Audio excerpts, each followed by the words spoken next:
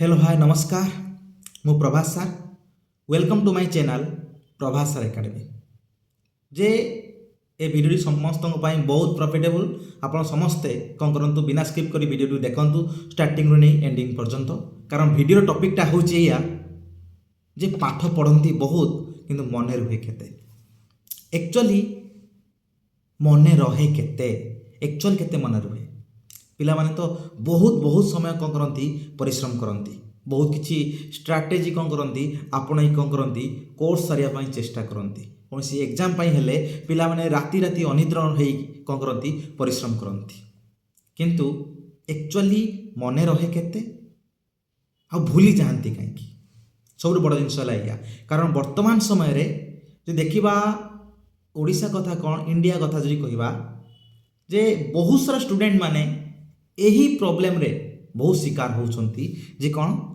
तांकर बहुत किसी जिनस मन ही रहूना यही सब जिनस को पूरा फुल्ली गोटे डिटेल एनालिसिस करवा से वीडियो को प्रथम शेष पर्यटन देखूँ और जो भल लगी था लाइक करेंगे शेयर करेंगे आ बहुत मात्रा सब्सक्राइब करेंगे आ हाँ कमेंट देवाई भूलिए ना जदि कौन है वीडियो को आपण बहुत किसी भल लगी किंबा जदि आपण मैंने किसी भितर ऐड करने चाहूँगी तो आपण मैंने निजर मंतव्य कौन करेंगे ना कमेंट मध्यम जन पारे जे सब बड़ जिनस है कौन गोटे बापा माँ हो गोटे परिवार हो बा से व्यक्ति विशेष हो बा से छात्र बा छात्री हो समस्ते चाहती कौन ना भल रिजल्ट रखापी समस्ते चाहती कौन गोटे एग्जाम को क्रैक करने समस्ते चाहती कौन ना गोटे जॉबटे रखा जॉबटे करने किंतु ये सब जिनस करने हेले दरकार कौन ना आम निजर नॉलेज दरकार बहुत किसी छुआ बहुत परिश्रम करती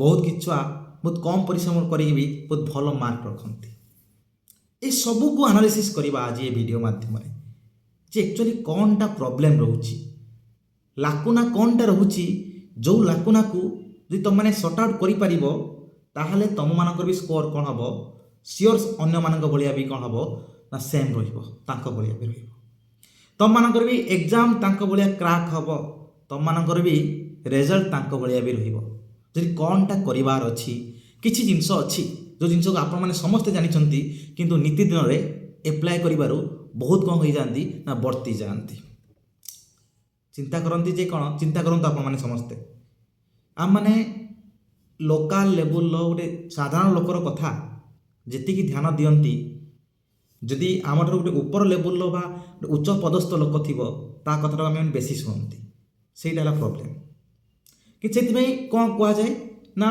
जी जहाँ कहूँ प्रत्येक लोक निज घर लोक हो बा निज सांगसाथी हो ठीक कथा कहूँ से ठीक कथा को ग्रहण करवा दरकार से छाड़ तो बर्तमान से टॉपिक ऊपर को आसवा टॉपिकटा जो रोचे कौन पाई भूली जाती बहुत किसी तो पढ़ती बहुत किसी माने समय आम कौन करती ना कठिन परिश्रम करती कि से हिसाब रे आशानुरूप रिजल्ट आसे ना तो सब बड़ जिनस हूँ कौन गोटे छात्र जीवन आ गोटे जे स्टार्टिंग रू नहीं एंडिंग पर्यंत जो प्रोसेस सब बड़ मूल मंत्र हूँ गोटे लोक बा व्यक्तिर बा गोटे पिलार बा गोटे छात्रर बा छात्रीर डिसिप्लिन आम केते डिसिप्लिन अच्छी निजक पचारतु आपण मैंने आपने केते डिसिप्लिन अच्छी और से डिसिप्लिन ही कौन कराए ना आपण मानू कौन कराए ना तपर जो पाठ उपरे इम्पैक्ट पकाए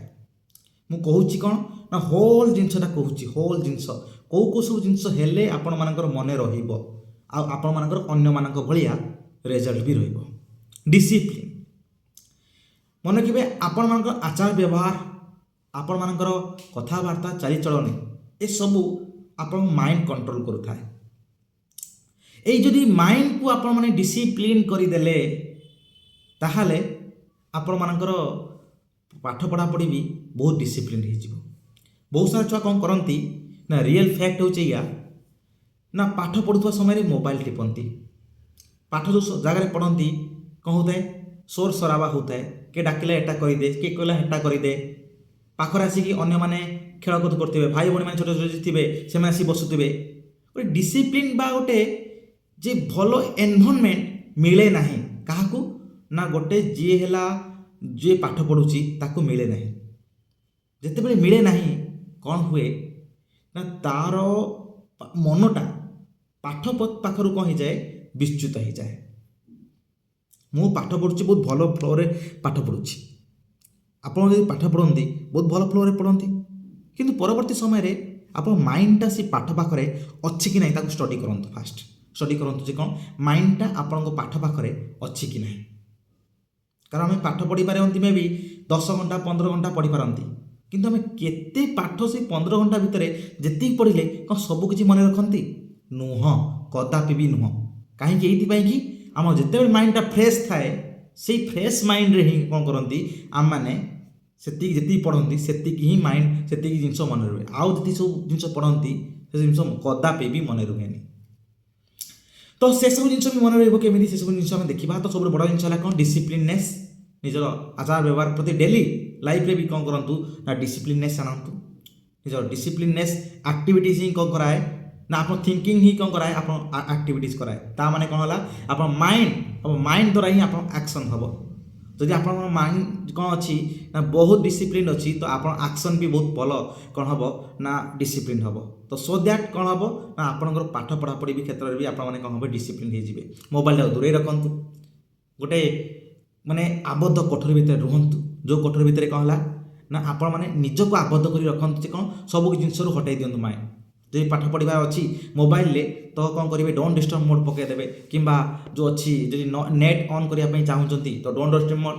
ଯଦି ଆପଣ ନେଟ୍ ନୁହେଁ PDF ଥ୍ରୋରେ ଆପଣ ମୋବାଇଲରେ ପଢ଼ୁଛନ୍ତି ତ କ'ଣ କରିପାରିବେ ନା ଫ୍ଲାଇଟ୍ ମୋଡ଼ ଅନ୍ କରିକି ଆପଣମାନେ ପଢ଼ିପାରିବେ। ମନେ ରଖନ୍ତୁ ଯେ ଆପଣ ନିଜର ଚଏସ୍ କ୍ରିଏଟ୍ କରନ୍ତୁ, ନିଜର ଚଏସ୍ କ୍ରିଏଟ୍ କରନ୍ତୁ। ଯଦି ପାଠ ପଢ଼ିବା ପାଇଁ ଚାହୁଁଛନ୍ତି ବା ଆଗକୁ ଯିବା ପାଇଁ ଚାହୁଁଛନ୍ତି, ଯେ ଆପଣ ଗୋଟେ କମ୍ଫର୍ଟେବଲ୍ ଦୁନିଆରେ ରହୁଛନ୍ତି, ନା ମୁଁ କଲ୍ ଆସିଲେ କଲ୍ରେ ବି କଥା ହେବି, ପାଠ ବି ପଢ଼ିବି, ନେଟ୍ ବି ଅନ୍ କରିବି, ଏପଟ ୟୁଟ୍ୟୁବ୍ ବି ଦେଖିବି, ଯେ ଏଣ୍ଟରଟେନମେଣ୍ଟ ବି ହେବି, ତ ସେଇ ହିସାବରେ ପାଠ ମନେ ରୁହେ ନାହିଁ। ମନେ ରଖିଥିବେ ଗୋଟେ ଜିନିଷ, ତ ଗୋଟେ ଭଲ ଏନଭାରନମେଣ୍ଟ ଦରକାର, ଗୋଟେ ଡିସିପ୍ଲିନ୍ ଏନଭାରନମେଣ୍ଟ ଦରକାର। ସେ ଡିସିପ୍ଲିନ୍ ଏନଭାରନମେଣ୍ଟ ହିଁ କେଉଁଠୁ ଆସେ? ଫାର୍ଷ୍ଟ ହେଲା କ'ଣ, ଆପଣ ମାଇଣ୍ଡରୁ ଆସେ। ଆଉ ମାଇଣ୍ଡଟାକୁ ବହୁତ ଫ୍ରେଶ୍ ରଖନ୍ତୁ, ସବୁଠୁ ବଡ଼ ଜିନିଷ ହେଲା। ସେକେଣ୍ଡ ଜିନିଷ ହେଉଛି କ'ଣ ନା ପ୍ରାକ୍ଟିସ୍ ମେକ୍ସ ଏ ମ୍ୟାନ୍ ପରଫେକ୍ଟ। ଯଦି ଆପଣମାନେ କ'ଣ କରୁଛନ୍ତି, ଯାହା ସବୁ ଜିନିଷକୁ ପଢ଼ିଲେ ଏଇଟା ଆପଣମାନେ ସମସ୍ତେ କରୁଥିବେ, କିନ୍ତୁ ମେନ୍ କଥା ହେଲା କ'ଣଟା ପାଇଁ କରୁନାହାନ୍ତି ଏଇଟା ବି ମୁଁ କହିବି। ଦେଖନ୍ତୁ, ଆପଣ ଭାବୁଥିବେ ଯେ ଆମେ ସବୁ ଜାଣିଛୁ, ତ ଆପଣମାନେ କ'ଣଟା ନୂଆ କହୁଛନ୍ତି, ସେଇଟା ବାସ୍ ଆପଣଙ୍କୁ ଜଣାଇବି। ପରେ ବା ଭିଡ଼ିଓ ପୁରା ଫୁଲ୍ ଦେଖି ସାରିଲା ପରେ ଆପଣମାନେ ଜାଣିପାରିବେ। ଯେ ତାପରେ ହେଲା କ'ଣ ନା ସେକେଣ୍ଡ ହେଲା ପ୍ରାକ୍ଟିସ୍ ମେକ୍ସ ଏ ମ୍ୟାନ୍ ପରଫେକ୍ଟ ବା ପ୍ରାକ୍ଟିସ୍ ରିଭିଜନ୍। ଆପଣମାନେ ଯେଉଁଟା ଆଜି ପଢ଼ିଦେଲେ ସେଇଟା କେତେ ଦିନ ଗ୍ୟାପ୍ରେ ରିଭିଜନ୍ କରୁଛନ୍ତି ସେଇଟା ମ୍ୟାଟର୍ କରେ। ଆପଣ ତାକୁ ଯଦି ବହୁତ ସର୍ଟ ଟର୍ମରେ ଗ୍ୟାପ୍ରେ କ'ଣ କରିବେ, ରିଭିଜନ୍ କରିବେ, ତାହେଲେ ଆପଣମାନଙ୍କ ମନେ ରହିବାର ଚାନ୍ସେସ୍ଟା ଅଧିକା ରହିବ। ଆପଣମାନେ ଚିନ୍ତା କରନ୍ତୁ, ଆପଣମାନେ ଯେତେବେଳେ ରିଲ୍ସ ଦେଖୁଛନ୍ତି, ଆପଣମାନେ ଯେତେବେଳେ ମୁଭି ଦେଖୁଛନ୍ତି, ଗୀତ ଶୁଣୁଛନ୍ତି, ସେସବୁ ଜିନିଷ ମନେ ରହିଯାଉଛି, କିନ୍ତୁ ଆପଣମାନଙ୍କର ଯଦି ପାଠ କଥା ଆସୁଛି ସେଇ ସମୟରେ ମନେ ରହୁନି କ'ଣ ପାଇଁ? ଜଷ୍ଟ ଟିକେ ଭାବନ୍ତୁ ତ। ତାହେଲେ ପ୍ରୋବ୍ଲେମଟା କ'ଣ ହେଉଛି? ଏଇଥିପାଇଁ ପ୍ରୋବ୍ଲେମ ରହୁଛି ଯେ କ'ଣ ନା ଯେଉଁ ମଜାଟା ଆପଣମାନେ ସେଇ ସବୁ ଏଣ୍ଟରଟେନମେଣ୍ଟ ବା କଥା ମୁଭି ଯେ ଏସବୁ ଜିନିଷରେ ପାଉଛନ୍ତି, ସେଇ ଜିନିଷଟା ପାଉନାହାନ୍ତି କେଉଁଠି ନା ପାଠରୁ ବା ଷ୍ଟଡ଼ିରୁ। ତ ଆପଣଙ୍କ ସବୁଠୁ ବଡ଼ ଜିନିଷ ହେଲା କ'ଣ ନା ମାଇଣ୍ଡଟାକୁ ଯଦି ଫ୍ରେଶ୍ କରିବେ, ଯେ ମାଇଣ୍ଡଟାକୁ ଯଦି ମନୋନିବେଶ କରିବେ ସେଇଠି, ତ ଆରାମସେ ହେବ। ସେଇଟା ପଳେଇଲା ଫାର୍ଷ୍ଟ ଜିନିଷ। ସେକେଣ୍ଡ ଜିନିଷ ଯେଉଁଟା ହେଲା ପ୍ରାକ୍ଟିସଟା, ତ ମାଇଣ୍ଡଟା ସେଇ କ୍ଷେତ୍ରରେ ଆସିବ କେମିତି ନା ଯଦି ଆମେ ବାରମ୍ବାର କ'ଣ କରିବା, ପ୍ରାକ୍ଟିସ୍ କରିବା।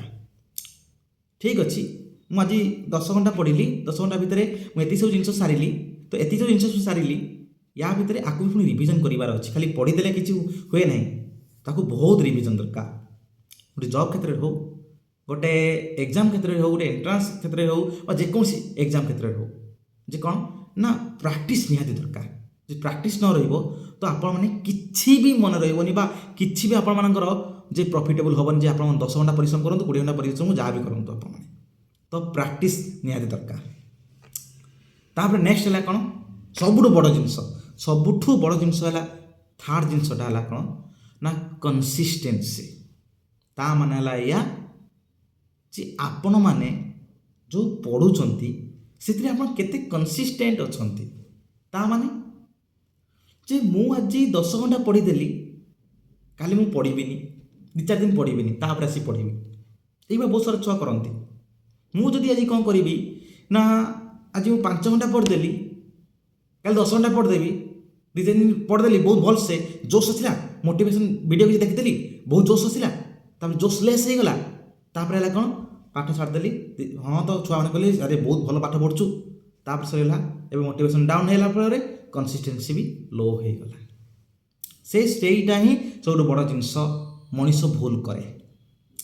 ଆମେ ଯେତେ ଉଚ୍ଚ ପୋଜିସନକୁ ଗଲେ ମଧ୍ୟ ଆମେ ଯଦି କନସିଷ୍ଟେନ୍ସିକୁ ସେଇ ସେମ୍ ଲେଭେଲରେ ରଖିବା ତ ଆମେମାନେ ଯେକୌଣସି ବି ପାଠ ପଢ଼ନ୍ତୁ ପଛେ ଆପଣମାନେ ସମସ୍ତେ ମନେ ରଖିପାରିବେ। ମୁଁ କ'ଣ ସମସ୍ତେ, ଦୁନିଆରେ ସମସ୍ତେ କନସିଷ୍ଟେନ୍ସି ନିହାତି ଦରକାର। ତାହେଲେ କ'ଣ ଦରକାର ନା ଗୋଟେ ହେଲା ଆଇଲା ଡିସିପ୍ଲିନ୍ ମାଇଣ୍ଡ ବା ଡିସିପ୍ଲିନ୍ ଏନଭାରନମେଣ୍ଟ, ସେକେଣ୍ଡ ଆଇଲା କ'ଣ ନା ପ୍ରାକ୍ଟିସ୍, ଥାର୍ଡ଼ ଆଇଲା କନସିଷ୍ଟେନ୍ସି। ନିହାତି କନସିଷ୍ଟେନ୍ସି ରହିବା ଦରକାର। ଆପଣ 5 ଘଣ୍ଟା ପଢ଼ନ୍ତୁ ପଛେ, ଡେଲି 5 ଘଣ୍ଟା ପଢ଼ନ୍ତୁ, 10 ଘଣ୍ଟା ନ ପଢ଼ନ୍ତୁ ପଛେ କି ଯାଏ ଆସେ ନାହିଁ, ଯେଉଁ 5 ଘଣ୍ଟା ପଢ଼ିବେ ଭଲସେ ପଢ଼ିବା ପାଇଁ ଚେଷ୍ଟା କରନ୍ତୁ। ଆପଣମାନଙ୍କର ଯଦି ମାଇଣ୍ଡ ଡିଷ୍ଟର୍ବ ହେଉଛି, ଯଦି ପାଠ ପଢ଼ା କ୍ଷେତ୍ରରେ ମନ ରହୁନି, ସଡ଼ନ୍ ସେଇ କ୍ଷେତ୍ରରେ ଉଠନ୍ତୁ। ଦରକାର ନାହିଁ ସେଠି ବସିବା, ଉଠିକି ଯାଆନ୍ତୁ, ଆପଣମାନେ ବାହାରକୁ ଯାଆନ୍ତୁ, ମୋବାଇଲ କି ଏସବୁ ଜିନିଷ ୟୁଜ୍ କରନ୍ତୁ ନାହିଁ। ମନେ ରଖିବେ ଗୋଟେ ଷ୍ଟୁଡେଣ୍ଟ ପକ୍ଷେ ଗୋଟେ ବହୁତ ବଡ଼ ଡିମେରିଟ୍ ହେଉଛି ଏଇଟା ଯେ ଆପଣମାନେ ଚାହିଁବେ କ'ଣ କରିପାରିବେ, ଛାତ ଉପରକୁ ପଳାନ୍ତୁ, ଏକୁଟିଆ ବସନ୍ତୁ, ଆକାଶକୁ ଅନାନ୍ତୁ, ଚାରିପଟ ନେଚରକୁ ଅନାନ୍ତୁ, ଦେଖିବେ ଆପଣ ମାଇଣ୍ଡଟା ଧୀରେ ଧୀରେ କ'ଣ ହେବ ନା ଟ୍ରାକ୍କୁ ପଳେଇ ଆସିବ। ନେଚୁରାଲ ୱେ ଆପଣାନ୍ତୁ, ଆର୍ଟିଫିସିଆଲ ୱେ କଦାପି ବି ଆପଣାନ୍ତୁ ନାହିଁ ଯେ କ'ଣ ନା ମାଇଣ୍ଡଟାକୁ କଣ୍ଟ୍ରୋଲ କରିବା ପାଇଁ। ଏସବୁ ଜିନିଷ ବାସ୍ କିଛି ଦିନ ପାଇଁ, ତାପରେ ଆପେ ଆପେ ମାଇଣ୍ଡ କ'ଣ ହେବ ନା ବସିଯିବ ଠିକ୍ସେ। ତ କନସିଷ୍ଟେନ୍ସି ବହୁତ ଦରକାର। ଗୋଟେ ଜାଗାରେ ପାଠ ପଢ଼ିବା ପାଇଁ ଯେଉଁ ବସନ୍ତି ସେଇଟା ରହିବା ଦରକାର ଆପଣଙ୍କ ପାଖରେ ଜୁନୁନ୍ ଯେ ମୁଁ 8 ଘଣ୍ଟା ପଢ଼ିବି। ଫାଷ୍ଟ ବହୁତ ସମୟରେ କ'ଣ ହୁଏ ନା ଆପଣମାନେ ଜାଣିଥିବେ ଯେ ପାଠ ଯେତେ ବସିବେ ଗୋଟେ ଜାଗାରେ ବସିବା ପାଇଁ ବହୁତ ବିରକ୍ତ ଲାଗେ, ପାଠ ପଢ଼ୁଥିବେ ମନେ ରହୁଥିବନି। ତ ଏଇ କ୍ଷେତ୍ରରେ ଫାଷ୍ଟ ଷ୍ଟାର୍ଟିଂ ପିରିୟଡ଼ଟା କ'ଣ କରନ୍ତୁ, ଆପଣମାନେ ପୁରା ଲଗାତାର ଭାବରେ କ'ଣ କରନ୍ତୁ ବସନ୍ତୁ।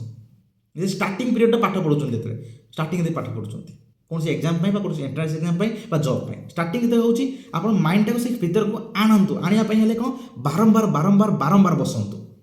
ଆଜି କ'ଣ ହେଲା, ଆଜି ବସିଲି, ଲାଇବ୍ରେରୀ ଯାଆନ୍ତୁ, ଲାଇବ୍ରେରୀ ଯାଇ ଦେଖନ୍ତୁ ଯେ କ'ଣ ଆପଣ ପାଠ ପଢ଼ୁଛନ୍ତି ନା କ'ଣ କରୁଛନ୍ତି। ଅନ୍ୟ ଛୁଆମାନେ ସବୁ ପାଠ ପଢ଼ୁଛନ୍ତି, ତ ଆପଣ କ'ଣ କରୁଛନ୍ତି ନା ମୋବାଇଲ ଟିପୁଛନ୍ତି। ଆପଣମାନେ ସେଇ ସର୍କଲରୁ ହିଁ ଆପଣଙ୍କୁ ମୋଟିଭେସନ୍ ମିଳିଯିବ। କ'ଣ ହେଲା, ସର୍କଲ ସମସ୍ତେ ପଢ଼ୁଛନ୍ତି, ମୁଁ ଆଜି ମୋବାଇଲ ଟିପୁଛି, ଆଜି ମୋତେ ଭଲ ଲାଗିଲା ମୋବାଇଲ ଟିପି ଦେଲି କି ଯାଏ ନାହିଁ, କାଲି ଏତେ ଆସିବ, ପୁଣି ଆପଣ ଆସନ୍ତୁ ସେଇ ଲାଇବ୍ରେରୀକୁ ବା ଯେଉଁଠି ବସିବା ପାଇଁ ଆସୁଛନ୍ତି ସେଇଠି ଆସନ୍ତୁ, ପୁଣି ଦେଖନ୍ତୁ ସାଇଡ଼ର ଏନଭାରନମେଣ୍ଟ କ'ଣ ଅଛି, ସେମାନେ ପାଠ ପଢ଼ୁଛନ୍ତି, ଆପଣ ମୋବାଇଲ ଟିପୁଛନ୍ତି। ଅଟୋମେଟିକାଲି ଆପଣମାନେ 2-3 ଦିନ ପରେ 4 ଦିନ ପରେ ଆପଣମାନେ ମାଇଣ୍ଡ କ'ଣ ହେବ, ଅଟୋମେଟିକାଲି କ'ଣ ହେବ, ସମସ୍ତେ ପାଠ ପଢ଼ୁଛନ୍ତି, ମୁଁ କ'ଣ କରୁଛି ଏଠି ମୋବାଇଲ ଟିପୁଛି, ଏଇଭଳିଆ ମାଇଣ୍ଡ ସେଟ୍ ଆସିଯିବ। ତ ଏଇଟା ଗୋଟେ ଜିନିଷ।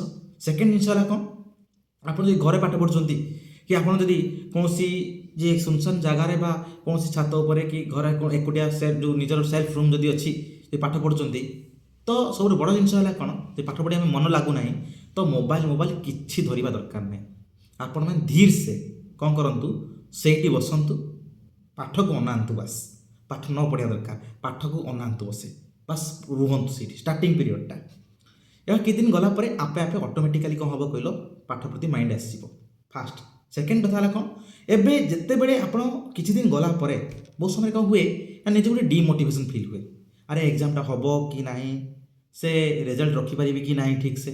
ତ ଏଇଭଳିଆ ବହୁତ ସାରା ଜିନିଷ ଆସେ, ବହୁତ ସାରା ଡିମୋଟିଭେସନ୍ ମାଇଣ୍ଡ ଭିତରକୁ ଆସେ, ବହୁତ ସାରା ନେଗେଟିଭ୍ ଥଟ୍ସ ମାଇଣ୍ଡ ଭିତରକୁ ଆସେ।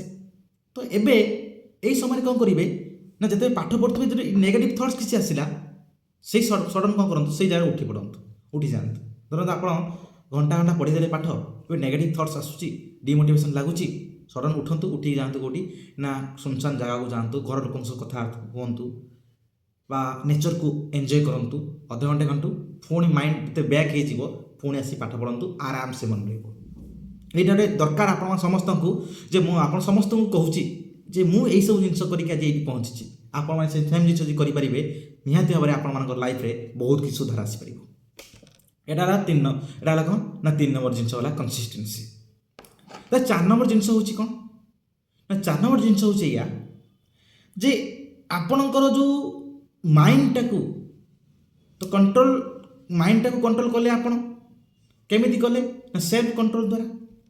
बहुत कि समय कौन हुए ना आपण मानकर बहुत किसी इच्छा हुए मुझे एंजॉय करी मुझे हेटी टिके जीवी पार्टी को बा कौन फिस्ट को जीवी सांगसाथी जी डाकुंट एसब जिनस को जीवी आज मुझे दरकार अच्छे हेटी जीवी तो एपटर जो पाठटा जो थी भूली जाते आपण मैंने।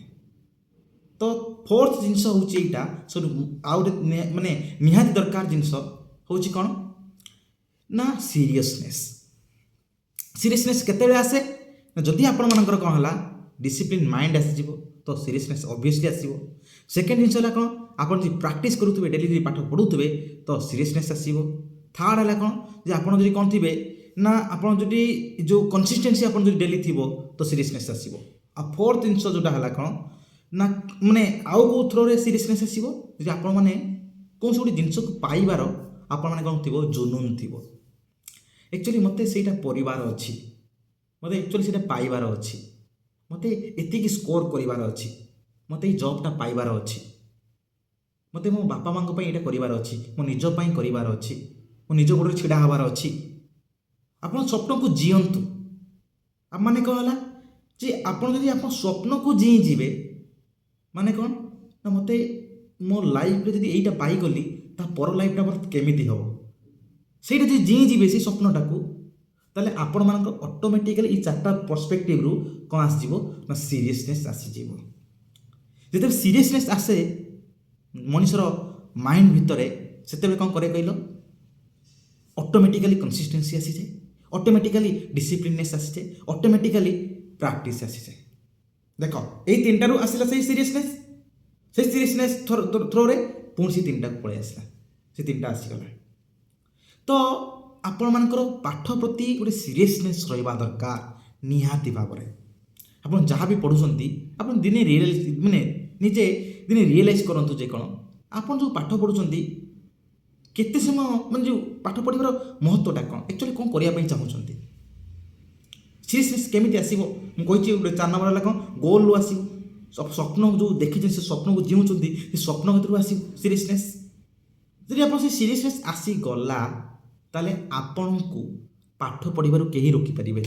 फास्ट सेकेंड कथा है कौन आपण को सब जिनस मन रखिबार स्ट्राटेजी आपण माने निजे बनाई देबे कहीं ना ये कि देख आप सब 12 फेल देखते जे सी निजर से लाइफ को जी थिला जे मते दिने एटा हबार अच्छी जो हबार अच्छी सो दैट कौन है से जानी पारिला जे एक्चुअली कौन ना मते सेटा पाइबार अच्छी से लाइफ को मते जीबार अच्छी मु एबे कौन करी ना मते सेटार हबार अच्छी आप समस्ते जानी देखिथिबे। तो से स्वप्न को जी जी पार जे स्वप्न को देखुची साकार करने क्षमता रही तो ऑब्वियसली सीरियसनेस आसीजिवो। और जब सीरियसनेस आसीगला ताहले ऑटोमेटिकली कौन हम ये जो तीन जो फास्ट तीन जो कहली आराम से आसीजिवो। तो सीरियसनेस निहाती दरकार गोटे स्टूडेंट प्रति बा जेकोसी जॉब एस्पिरेंट्स सीरियसनेस तो निहाती दरकार।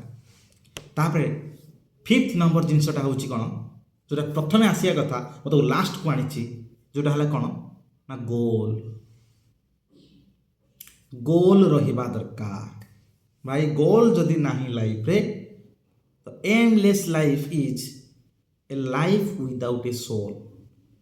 जदि जोटे आत्मा बिना मनीष जमी किसी नुह ठीक से भाव में गोटे एम बिना गोटे गोल बिना गोटे मनीषर बा गोटे जो तुम रही गोटे छात्र छात्री जीवन भी सेम किसी नुह जे गोल नहीं लाइफ रे। तो लाइफ रे सब गोल रखा चेष्टा करंतु आ से गोलटा आपन हाएस्ट कैपेबिलिटी हवा दरकार से गोलटा। कारण आप जदि मत किसी रिसोर्सेस नहीं मुझे मुझे आएस भी हो पार कि बियॉन्ड योर इमेजिनेशन सेटा नुह आपणकर कैपेबिलिटी लास्ट स्टेज जोटा सेटा ही हवा दरकार से लेवल हवा दरकार आप गोलटा। मु कौनटा हबी मत गोटे जुनून लगुच इच्छा लगुच कौटा हाँपाई मत गोटे इंटरेस्ट लगुच मु कौनटा हो पारि अन्य क्या द्वारा इन्फ्लुएंस्ड हुंतु नहीं। गोलटा आप निजे डिसाइड करेंगे केतेबेले जितेबेले से जिनसा प्रति आप इंटरेस्ट आसीज ମନେ ରଖିଥିବେ ଆଜି ମୋର ଯଦି ଇଚ୍ଛା ଅଛି ମୁଁ ଆଜି କ'ଣ କରିବି ଗୋଟେ ଇଞ୍ଜିନିୟର ହେବି, କାଲି ଯଦି ଡକ୍ଟରକୁ ଦେଖିଦେଲି, ଡକ୍ଟର ବି ତା ପ୍ରତି ଇଣ୍ଟରେଷ୍ଟ ଆସିଲା, ତା ପ୍ରତି ଖୁସି ହେଲି, ମୋର ସେଟା ବି ହେଲା। କାଲି ଯଦି କ'ଣ ଆଉ ଗୋଟେ ଯଦି କିଏ ଲେକ୍ଚର କି ଆଜି କିଏ ଗୋଟେ ପ୍ରଫେସର ହେଲା, ତା ପ୍ରତି ଯଦି ଭଲ ଲାଗିଲା, ମୁଁ ହେଟା ହେବା ପାଇଁ ଚେଷ୍ଟା କରିବି। ସେସବୁ ଜିନିଷ ନୁହଁ, ସେସବୁ ଜିନିଷ ହେଲା କ'ଣ ବାଚାଳିମିର ବା ଗୋଟେ ପରିଚୟ। ସେଥିପାଇଁ ସେସବୁ ଜିନିଷ ନୁହଁ, ବରଂ ଆପଣ ଆକ୍ଚୁଆଲି କେଉଁଟାର ମାନେ ଆପଣଙ୍କୁ ଖୁସି ଲାଗୁଛି, ଇଣ୍ଟରନାଲ୍ ପିସ୍ ଲାଗୁଛି, ସେଟା ଜାଣିବା ଦରକାର। ମୁଁ ଆକ୍ଚୁଆଲି କେଉଁଟା ହେଲେ ମୁଁ ଏତେ ନିଜକୁ ଜଷ୍ଟିସ୍ ଦେଇପାରିବି, ନିଜର ଏମ୍ଟା ଫୁଲଫିଲ୍ ହେବ ବୋଲି ମୁଁ ଲାଗିବ ମୋତେ, ସେଇଟା ଭାବିବା ଦରକାର। ସମସ୍ତ ଏଇ ଜିନିଷଟା ସମସ୍ତେ ଅଭିଭାବକ ମାନେ, ବାପା ମା ମାନେ ସମସ୍ତେ ବୁଝିବା ଦରକାର ଯେ କ'ଣ ଆକ୍ଚୁଆଲି ପିଲାଟା କ'ଣ କରିବା ଚାହୁଁଛି ବା ପିଲାଟା କ'ଣ କରିପାରିବ। ତା ଉପରେ ଲଦି ଦେଲେ ସେଟା କୁହାଯାଏ ନାହିଁ କ'ଣ ନା ତାର ଏମ୍, କାରଣ ସେଟା ବାପା ମାଆଙ୍କ ଏମ୍ ବା ଅନ୍ୟମାନଙ୍କ ଏମ୍କୁ ସେ ଫୁଲଫିଲ୍ କରୁଛି। ତାକୁ ନିଜେ ଭାବିବା ଦରକାର ଅଛି, ନିଜେ ରିଏଲାଇଜ୍ କରିବାର ଅଛି, ମୁଁ ଆକ୍ଚୁଆଲି ଯେଉଁ ଏମ୍ଟା ମୋତେ ମିଳୁଛି ବା ମୁଁ ଯେଉଁ ଏମ୍ଟା ପାଇଁ କାମ କରୁଛି ଠିକ୍ ତ, ମୁଁ ଖୁସି ଅଛି ତ, ସେ ଖୁସି ଅଛ ତ ଗୋ, ତାହେଲେ ଚାଲିଯାଅ, ତା ପଛରେ ଦୌଡ଼, ଲାଗ, ଯେତେ ପର୍ଯ୍ୟନ୍ତ ନ ମିଳିଛି ସେତେ ପର୍ଯ୍ୟନ୍ତ ଯୁଜି ହେଇ ରୁହ ସେଠି। କାହିଁକି? ଏଇଥିପାଇଁ କି କାରଣ ଯେତେ ପର୍ଯ୍ୟନ୍ତ ଯୁଜି ହେଇ ରହିନ ସଫଳତା ସେତେ ଶୀଘ୍ର ଆପଣଙ୍କୁ ମିଳିବନି। ଯୁଜିବା ଦରକାର, ଷ୍ଟ୍ରଗଲ୍ କରିବା ଦରକାର। ଆପଣ ଯଦି ଷ୍ଟ୍ରଗଲ୍ କରିନାହାନ୍ତି ତ ଲାଇଫ୍ରେ କିଛି ବି ପାଇବେନି ଆପଣମାନେ। ମନେ ରଖିବେ ଗୋଟେ କମ୍ଫର୍ଟ ଜୋନ୍ରେ ସକ୍ସେସ୍ କଦାପି ମିଳେ ନାହିଁ। ଅନକମ୍ଫର୍ଟ ଜୋନ୍ରେ ନିଜକୁ ପୁରାନ୍ତୁ। ବିଳାସ ବେସନ ଦୁନିଆରୁ ବାହାରିକି ନିଜକୁ ଅନକମ୍ଫର୍ଟ ଜୋନ୍ରେ ମୁଁ ସବୁବେଳେ କୁହେ ଯେ ନିଜକୁ ପୁରାନ୍ତୁ। ଅନକମ୍ଫର୍ଟ ଜୋନ୍ରେ ଆପଣ ଯେଉଁ ପାଇବେ, ଯେଉଁ କ'ଣଟା ଶିକ୍ଷାଟା ପାଇବେ, ଯେଉଁ ଲର୍ଣ୍ଣିଂଟା ପାଇବେ, ସେଇଟା ହିଁ ଆପଣଙ୍କୁ ଶିଖେଇବ କ'ଣ ଲାଇଫ୍ରେ କିପରି ଭାବରେ ଏକ୍ଜାମ୍କୁ ବା ସବୁ କିଛି ଜିନିଷକୁ କ୍ରାକ୍ କରାଯାଏ। ସେଇଟା ଦରକାର। ନିଜକୁ ଏକୁଟିଆ ରଖ, ନିଜ ଭିତରେ ନିଜକୁ ସଂଘର୍ଷ କର, ନିଜ ଭିତରେ ନିଜର ଗୋଟେ ଅଗ୍ନି ନିଆଁ ଜାଳ ନିଜକୁ ଭିତରେ। ମୁଁ ଆକ୍ଚୁଆଲି କ'ଣ କରିବାର ଅଛି, ନିଜେ କାନ୍ଦ ବା ନିଜେ ଷ୍ଟ୍ରେସ୍କୁ ଯାଅ, ସେଇଟା ହିଁ ହେଲା ଆପଣ ଷ୍ଟ୍ରଗଲ୍। ତାପରେ ଯେ ଆପଣ ଯେଉଁ ସକ୍ସେସ୍ଟା ପାଇବେ ସେ ସକ୍ସେସ୍ଟା ହେଲା ଆପଣଙ୍କ ନିଜର, ଆପଣ ନିଜ ଇଣ୍ଟରନାଲ୍ ପିସ୍ର, ନିଜ ଆତ୍ମାର ସେଟା ଷ୍ଟ୍ରଗଲ୍ଟା ବା ଖୁସି ଆସିବ ସେଟା। ଏବେ ନେକ୍ସଟ କଥା ହେଲା କ'ଣ, ଆସିବା ନେକ୍ସଟ 6 ନମ୍ବର ଜିନିଷକୁ। 6 ନମ୍ବର ଜିନିଷ ହେଉଛି କ'ଣ ନା ପେସେନ୍ସ। ମୁଁ ପାଠ ପଢ଼ିଦେଲି ସବୁ ଜିନିଷ ପାଠ ପଢ଼ିଦେଲା ଫଳରେ ତ ମୋ ମନେ ରହିବ ତ, ମୁଁ ଯେତିକି ଜିନିଷ କହିଲି ଏତିକି ସବୁ ଜିନିଷ ଯଦି ଡେଲି ଆପଣମାନେ ୱାର୍କଆଉଟ୍ କରିବେ ତ ଅବଭିୟସଲି ହେବ। ତାପରେ ହେଲା କ'ଣ ପେସେନ୍ସ। ଯଦି ଆପଣ ଏଇ ଜିନିଷଟା ମନେ ନ ରହୁଛି, ଆଜି ପାଠ ପଢ଼ିଦେଲେ ଏତିକି ମନେ ନ ରହୁଛି, ପେସେନ୍ସ ରହିବା ଦରକାର, ଧୈର୍ଯ୍ୟ ରହିବା ଦରକାର। ଠିକ୍ ଅଛି, ମୁଁ ଆଉ ଥରେ କ'ଣ କରିବି, ତାକୁ ପ୍ରାକ୍ଟିସ୍ କରିବି, ତାକୁ ମୁଁ ଆଉ ଥରେ କ'ଣ କରିବି, କନସିଷ୍ଟେଣ୍ଟଲି ତାକୁ କ'ଣ କରିବି, ଫଲୋ କରିବି, ହେବ ଦିନେ ନା ଦିନେ। ଏଇଥିପାଇଁ ହୁଏନି ତା ପ୍ରତି ଆମ ଇଣ୍ଟରେଷ୍ଟ ଆସୁନାହିଁ। ଯଦି ୱାନ୍ ଟାଇମ୍ ଇଣ୍ଟରେଷ୍ଟ ଆସିଯିବ ତ ଆପଣଙ୍କୁ ସେ ଜିନିଷ ମନେ ରଖିବା ପାଇଁ କେହି ରଖିପାରିବେନି। ମନେ ରଖିଥିବେ ଆପଣମାନେ ସମସ୍ତେ, ଆମର ଇଣ୍ଟରେଷ୍ଟ ଆସୁନି ବୋଲି ସେ ଜିନିଷରୁ, ସେଥିପାଇଁ ଆମର ମନେ ରହୁନି। ମୁଭି ଦେଖନ୍ତୁ, ଗୀତ ଶୁଣନ୍ତୁ, କେତେ ସୁନ୍ଦର ଗୀତଟା ହେଇଯିବେ, କେତେ ସୁନ୍ଦର ମୁଭିଟା ହେଇଯିବେ, କେତେ ଭଲ କାମ କରୁଯିବେ, ସିଏ ସାଙ୍ଗେ ସାଙ୍ଗେ ମନେ ରହିଗଲା, କେଉଁ ଜାଗା କ'ଣ ସବୁ ପ୍ଲେସ୍ ପୁରା ହୋଲ୍ ଡିଟେଲ୍ସ ମନେ ରହିଗଲା। ସେଇ ସେମ୍ ଜିନିଷ ପାଠ ପ୍ରତି କେତେ ଆସୁଛି ଆପଣମାନଙ୍କର? ଯଦି ପାଠ ପ୍ରତି ଆସୁଛି ତ ସିଓର ଅବଭିୟସଲି ଆପଣମାନେ କ'ଣ ହେବେ, ଆଗକୁ ଯିବେ। ଯଦି ନ ଆସୁଛି ତ ଏଇସବୁ ଜିନିଷକୁ ଫଲୋ କରନ୍ତୁ, ଅବଭିୟସଲି ଆପଣମାନଙ୍କୁ କ'ଣ ହେବ ନା ପାଠ ପ୍ରତି ଇଣ୍ଟରେଷ୍ଟ ଆସିବ। ଯଦି ଇଣ୍ଟରେଷ୍ଟ ଆସିଲା ସିରିୟସନେସ୍ ଆସିବ, ସିରିୟସନେସ୍ ଆସିଲେ କ'ଣ ହେବ, ଏ ସବୁ ଜିନିଷ ଆପଣମାନଙ୍କୁ ଅଟୋମେଟିକାଲି ଆସିଯିବ। ଆ ପାଇଁ ଦରକାର କ'ଣ ନା ଗୋଲ୍ ଦରକାର। ବୁଝିପାରିଲେ କଥା କ'ଣ? ତ ଏଇସବୁ ଜିନିଷ ଗୋଟେ ବ୍ୟକ୍ତି ଜୀବନରେ ତାକୁ କ'ଣ ହେଲା ବହୁତ କିଛି ଜିନିଷ ଶିଖେଇ ଦିଏ, ପାଠ ପଢ଼ିବାଠୁ ଆରମ୍ଭ କରିକି ଚାକିରି କରିବା ପର୍ଯ୍ୟନ୍ତ। ଯେଉଁ ଫୁଲ୍ ପିରିୟଡ଼ଟା ଆପଣଙ୍କ ଲାଇଫ୍ରେ କ'ଣ ଥାଏ ନା ସବୁଠୁ ଗୋଟେ ଟର୍ଣ୍ଣିଂ ପଏଣ୍ଟ ଥାଏ ବା ଆପଣ ଷ୍ଟ୍ରଗଲ୍ ଫେଜ୍ ଥାଏ, ଯେଉଁ ଫେଜ୍ରେ ଆପଣମାନଙ୍କର ଲାଇଫ୍ ହିଁ ଡିସାଇଡ଼୍ ହେଇଥାଏ ଆଉ ଡେଷ୍ଟିନି ବି ଡିସାଇଡ଼୍ ହେଇଥାଏ। ସେଥିପାଇଁ ସେ ଯେଉଁ ପିରିୟଡ଼ଟା ରହିଲା ସେ ପିରିୟଡ଼କୁ ଆପଣମାନେ ବହୁତ ଭଲସେ ୟୁଟିଲାଇଜ୍ କରନ୍ତୁ। ଆଉ ଯେଉଁ ସବୁ ଜିନିଷ କହିଲି, ଯେଉଁ 6ଟା ଷ୍ଟେଜ୍ କହିଲି, ସେ 6ଟା ଷ୍ଟେଜ୍କୁ ଆପଣମାନେ ଯଦି ଡେଲି କ'ଣ କରିବେ, ଅବଲମ୍ବନ କରିବେ ତ ଆପଣମାନଙ୍କର ଲାଇଫ୍ ନିହାତି ଭାବରେ ବହୁତ ବେଟର୍ ହେବ। ନେକ୍ସଟ ହେଲା କ'ଣ, ଯଦି ଆପଣମାନେ କ'ଣ ହେଲେ କୌଣସି ଗୋଟେ ଡିମୋଟିଭେସନ୍ ଆପଣ ଲାଗୁଛି ତ ଡିମୋଟିଭେସନ୍କୁ ଦୂର କରିବା ପାଇଁ ହେଲେ ସବୁଠୁ ବଡ଼ ଉପାୟ ହେଲା ଏଇଆ, ନେଚରକୁ ଫେରିଯାଅ, ଦେଖ, ନେଚରକୁ ବୁଲ, ମାଇଣ୍ଡକୁ ଫ୍ରେଶ୍ କର। କ'ଣ ପାଇଁ ଡିମୋଟିଭେସନ୍ ଲାଗୁଛି ଏଇଟା ଦେଖ, ଭାବ ଟିକେ। ଯଦି ଡିମୋଟିଭେସନ୍ର କୌଣସି ରିଜିନ୍ ହିଁ ନାହିଁ ତ ସେଟାକୁ କ'ଣ କର, ରିଜେକ୍ଟ କରିଦିଅ। ଭାବ, ରିଏଲିଟିକୁ ଦେଖ, ରିଏଲାଇଜେସନ୍ କରିବା ଦରକାର। ଯେକୌଣସି ସକ୍ସେସ୍କୁ ପାଇବା ପୂର୍ବରୁ ଯାହା ପାଇଁ ଆପଣ ଲାଗୁଛନ୍ତି ତା କ୍ଷେତ୍ରରେ ଆପଣ ରିଏଲାଇଜେସନ୍ କରିବା ଦରକାର, ନିଜେ ଅନୁଭବ କରିବା ଦରକାର, ମୋତେ ସେଇ ଜିନିଷଟା କ'ଣ ପାଇଁ ଦରକାର। କାହିଁକି ମୁଁ ସେ ଜିନିଷ ପଛରେ ଲାଗୁଛି, ତାକୁ ପାଇଗଲେ ମୋର କ'ଣ ହେବ, ସେ ଜିନିଷ ଭାବିବା ଦରକାର, ରିଏଲାଇଜେସନ୍ କରିବା ଦରକାର। ରିଏଲାଇଜେସନ୍ କଲେ କ'ଣ ହୁଏ ନା ନିଜ ଭୁଲକୁ ମଣିଷ ବୁଝିପାରେ। ତ ଭୁଲକୁ ବୁଝିପାରେ, ଏବେ ସବୁ ଜିନିଷକୁ ସେ ଠିକ୍ ଟ୍ରାକ୍ରେ ନେବା ପାଇଁ ଚେଷ୍ଟା କରେ। ତ ଆଶା କରୁଛି ଭିଡ଼ିଓଟି ଆପଣମାନଙ୍କୁ ବହୁତ ଭଲ ଲାଗିଥିବ। ଆଉ ଯେଉଁ ଭଲ ଲାଗିଥାଏ ନିହାତି ବି କ'ଣ କରିବେ, ଲାଇକ୍ କରିବେ, ସେୟାର କରିବେ, ବହୁତ ସବସ୍କ୍ରାଇବ୍ କରିବେ। ଆଜ୍ଞା ହଁ, କମେଣ୍ଟ ଦେବା ପାଇଁ ଭୁଲିବେ ନାହିଁ। ଧନ୍ୟବାଦ।